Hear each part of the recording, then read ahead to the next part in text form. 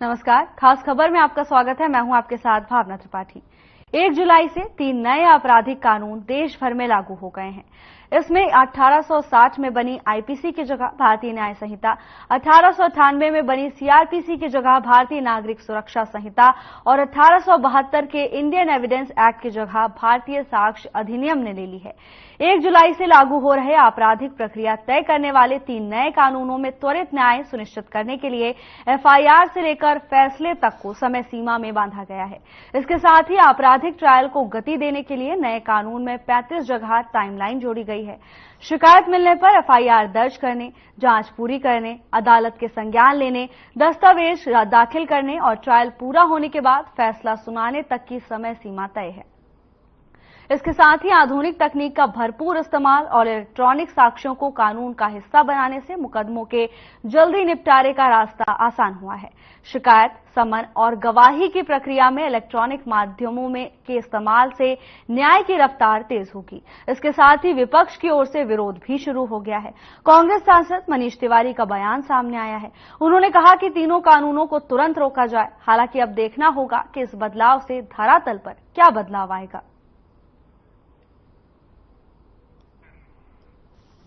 1 जुलाई से 3 नए आपराधिक कानून देश भर में लागू हो गए हैं। 1860 में बनी आईपीसी की जगह भारतीय न्याय संहिता ने ले ली है। 1898 में बनी सीआरपीसी की जगह भारतीय नागरिक सुरक्षा संहिता, तो वहीं 1872 के इंडियन एविडेंस एक्ट की जगह भारतीय साक्ष्य अधिनियम ने ले ली है। 1 जुलाई से लागू हो रहे आपराधिक प्रक्रिया तय करने वाले 3 नए कानूनों में त्वरित न्याय सुनिश्चित करने के लिए एफआईआर से लेकर फैसले तक को समय सीमा में बांध दिया गया है।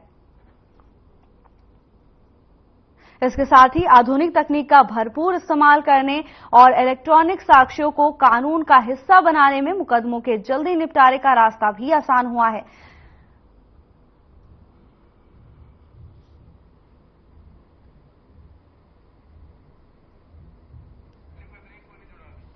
एक जुलाई से 3 नए आपराधिक कानून देश भर में लागू हो गए हैं। 1860 में बनी आईपीसी की जगह भारतीय न्याय संहिता ने ले ली है, तो वहीं 1898 में बनी सीआरपीसी की जगह भारतीय नागरिक सुरक्षा संहिता और 1872 के इंडियन एविडेंस एक्ट की जगह भारतीय साक्ष्य अधिनियम ने ले ली है। 1 जुलाई से लागू हो रहे आपराधिक प्रक्रिया तय करने वाले 3 नए कानूनों में त्वरित न्याय सुनिश्चित करने के लिए एफआईआर से लेकर फैसले तक को समय सीमा में बांध दिया गया है। इसके साथ ही आपराधिक ट्रायल को गति देने के लिए नए कानून में 35 जगह टाइमलाइन जोड़ी गई है। शिकायत मिलने पर एफआईआर दर्ज करने, जांच पूरी करने, अदालत के संज्ञान लेने, दस्तावेज को दाखिल करने, इसके साथ ही ट्रायल को पूरा करने के बाद फैसला सुनाने तक की समय सीमा भी तय कर दी गई है। इसके साथ ही आधुनिक तकनीक का भरपूर इस्तेमाल और इलेक्ट्रॉनिक साक्ष्यों को कानून का हिस्सा बनाने से मुकदमों के जल्दी निपटारे का रास्ता भी आसान हुआ है। तो वहीं तीनों कानूनों का विपक्ष की ओर से विरोध भी शुरू हो गया है। मनीष तिवारी का बयान सामने आया है। उनका कहना है कि तीनों कानूनों को तुरंत रोक देना चाहिए। इसके साथ ही उन्होंने इस पर दोबारा से चर्चा की मांग भी की है। हालांकि अब देखना यह होगा कि इस बदलाव से धरातल पर क्या बदलाव आएगा। तो 1 जुलाई से बड़े बदलाव सामने आए हैं। 1 जुलाई से 3 नए आपराधिक कानून देश भर में लागू हो गए हैं।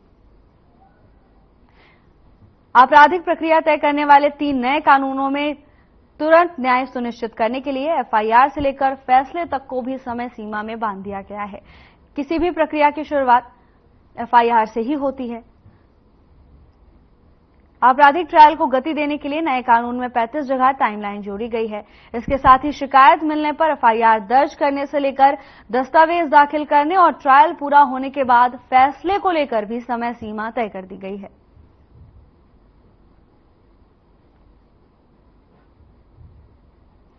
तो वहीं विपक्ष की ओर से लगातार तीनों कानूनों का विरोध जारी है।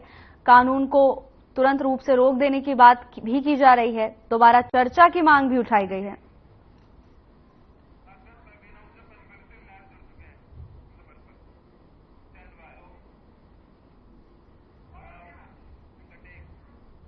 इसी पर ज्यादा जानकारी के लिए पलवल से हमारे संवाददाता प्रवीण आहूजा हमारे साथ जुड़ गए हैं। प्रवीण, ये बड़ा बदलाव देखने को मिला है, अब इससे धरातल पर क्या बदलाव आएगा?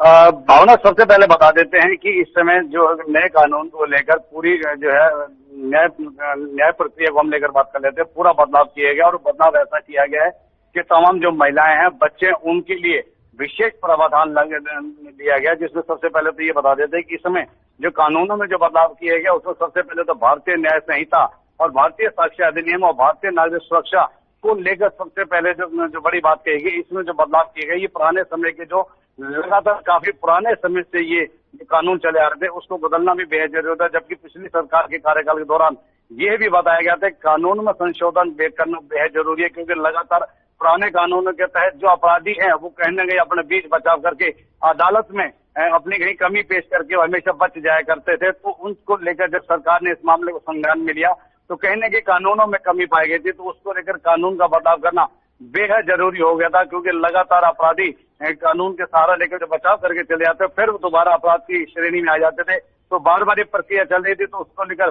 तमाम पुलिस प्रशासन भी परेशान था, आम लोग भी परेशान थे कि क्यों नहीं ऐसे। ज्यादा चर्चा के लिए शालिनी यादव भी जुड़ चुकी हैं। शालिनी, आपका चर्चा में बहुत बहुत शुक्रिया है, बहुत बहुत स्वागत है आपका चर्चा में। आपसे जानना चाहेंगे कि इस प्रणाली में जो बदलाव हुआ है इससे क्या प्रभाव देखने को मिलेगा?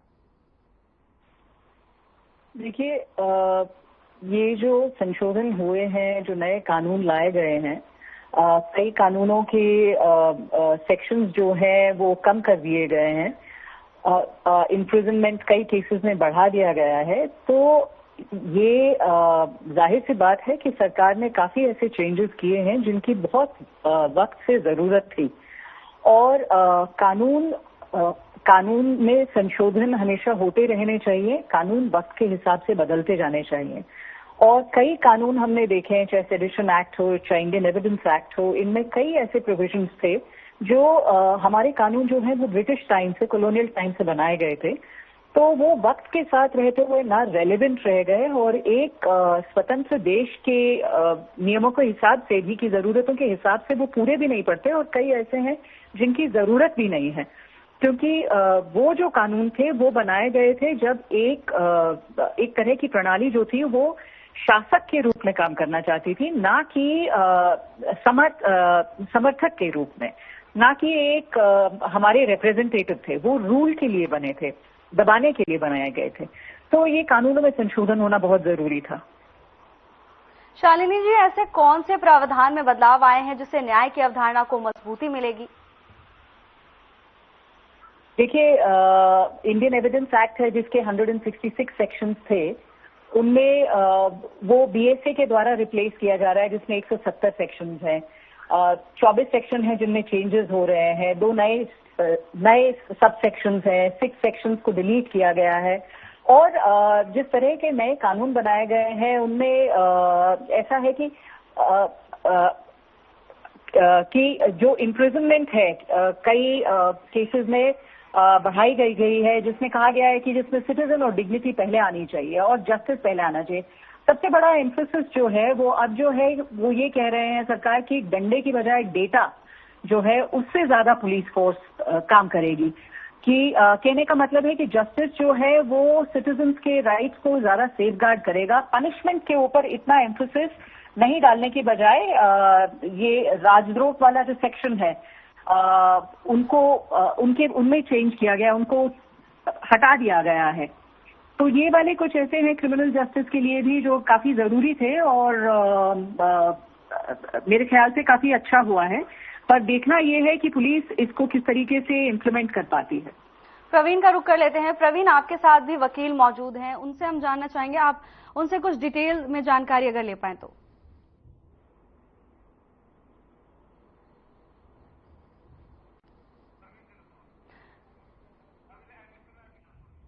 तो 1 जुलाई से 3 नए आपराधिक कानून देश भर में लागू हो गए हैं।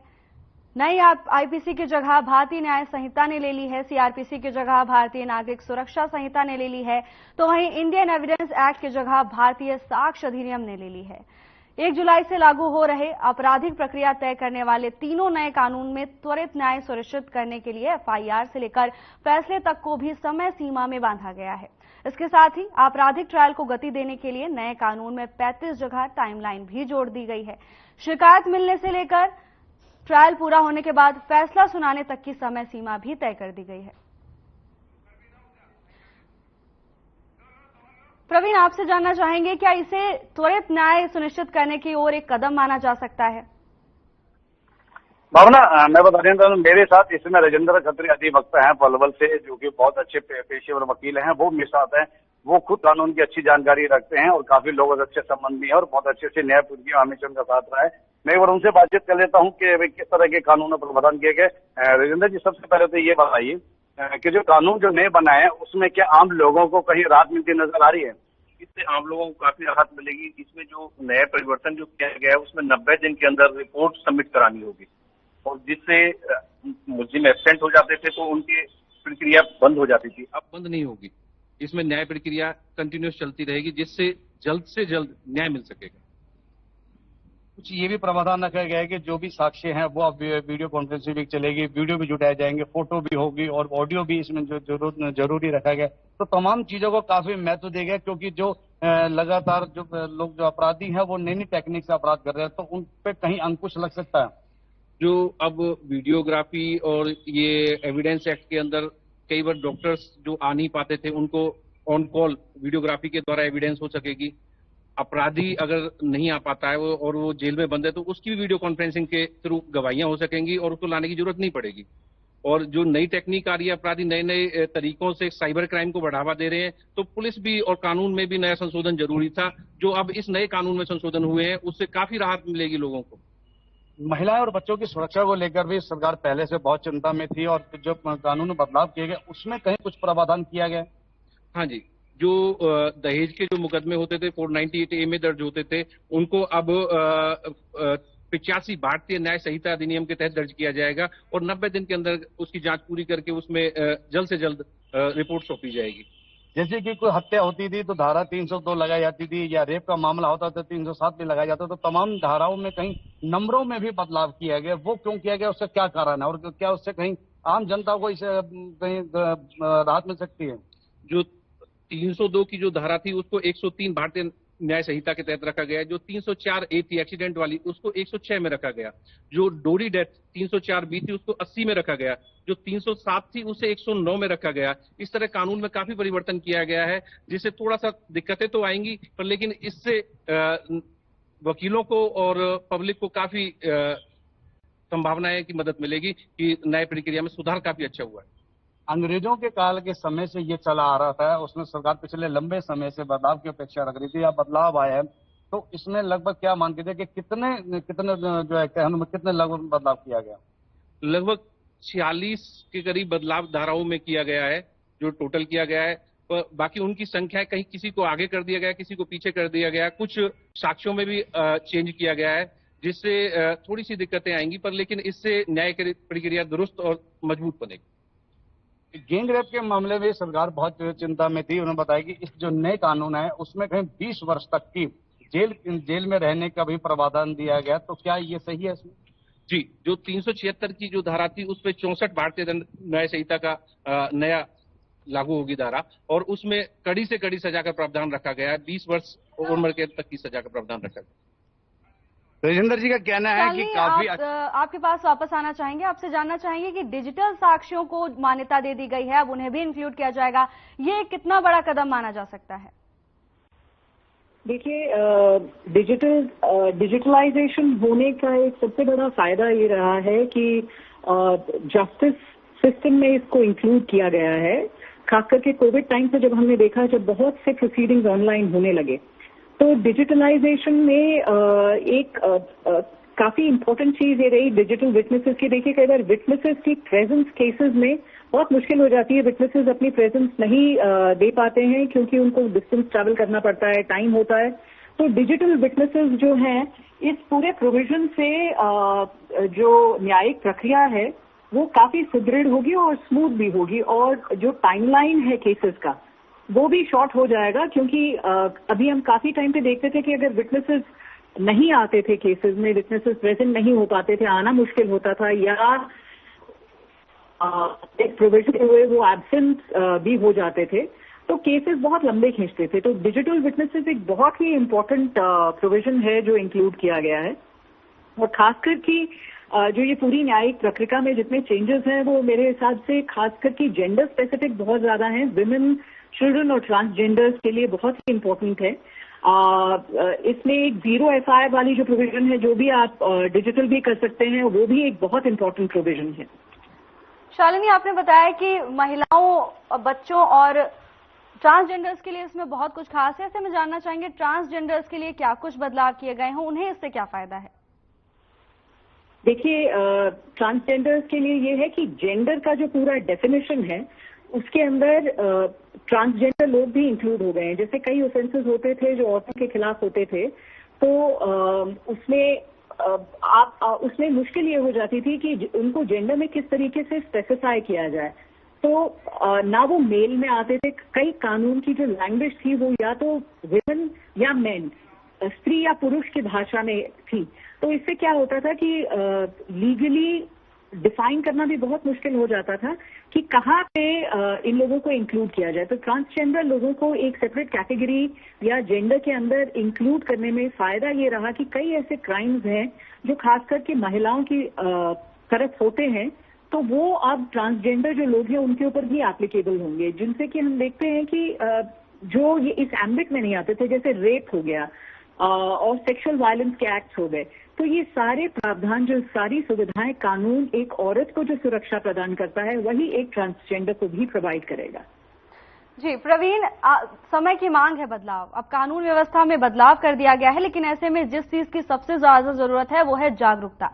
जनता को जागरूक होना चाहिए कि उनके देश में क्या कानून लागू है। ऐसे में प्रशासन की ओर से जागरूकता कार्यक्रम को लेकर क्या कुछ तैयारी की गई?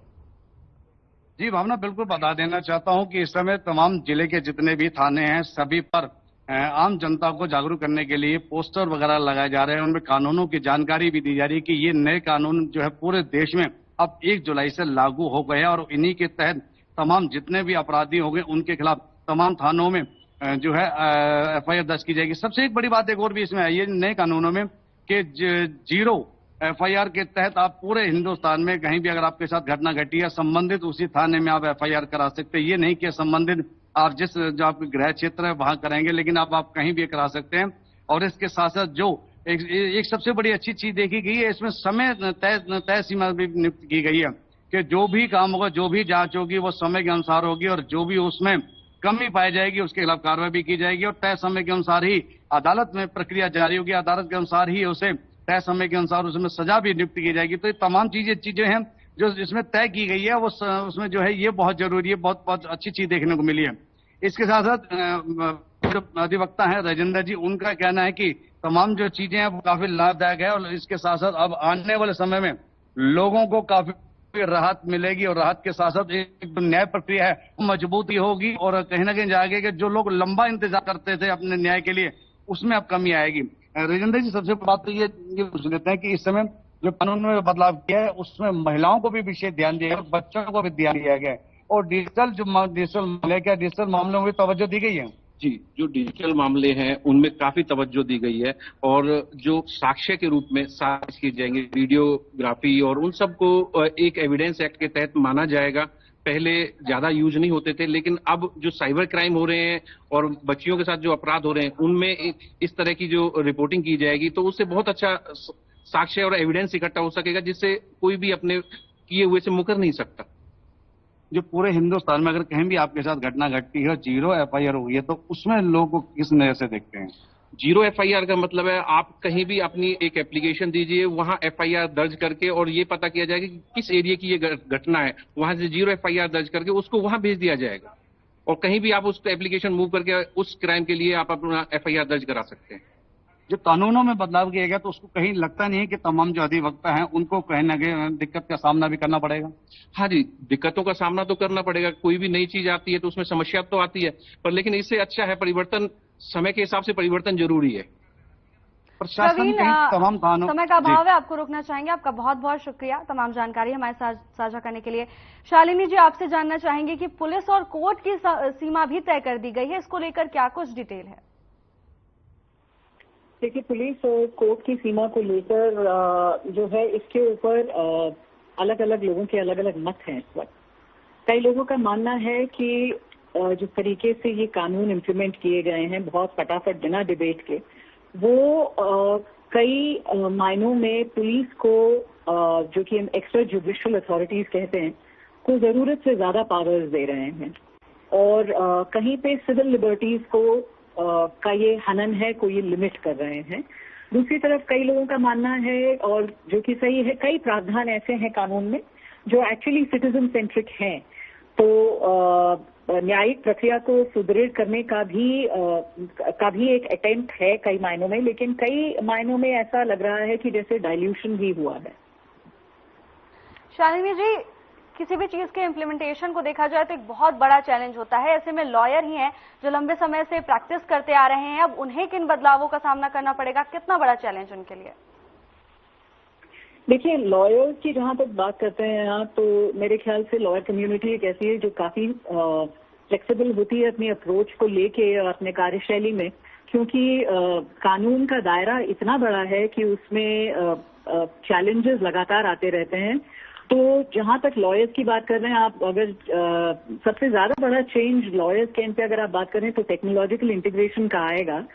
तो मुझे नहीं लगता कि टेक्नोलॉजिकल इंटीग्रेशन में कितनी बड़ी प्रॉब्लम होगी लोगों के साथ, क्योंकि इंडिया काफी डिजिटलाइज हो चुका है। तो सबसे बड़ा इशू तो मेरे ख्याल से ये है, उसके कई मायनों में लॉयर्स को सुविधा ही होगी, जैसे कि विटनेस, जो वर्चुअल विटनेसेस अलाउ किए जा रहे हैं। उसके अलावा प्रॉब्लम जो अगर ये होगी तो नए कानूनों को समझने में, इम्प्लीमेंट करने में, पुराने कानून कई केसेस ऐसे हैं जो 1 जुलाई से पहले जो चल रहे हैं वो सब पुराने केसेस के ही अकॉर्डिंग चलेंगे। लेकिन मेरा मानना खुद का ये है कि जिस तरीके से वक्त बदलता है उस तरीके से कानून भी बदलता है, लीगल प्रोफेशन भी बदलता है, उसकी डिमांड्स और जरूरतें भी बदलती हैं। जैसे एक बहुत बड़ा एरिया भी है साइबर लॉज का। तो अब हम देखते हैं बहुत से क्राइम जो हैं वो साइबर एरिना पे होते हैं, लेकिन उसके हिसाब से बहुत सारे कानून अभी बने नहीं हैं। तो क्राइम का जो एरिना है वो फिजिकल वर्ल्ड से लेके ऑनलाइन वर्ल्ड पे शिफ्ट हो रहा है।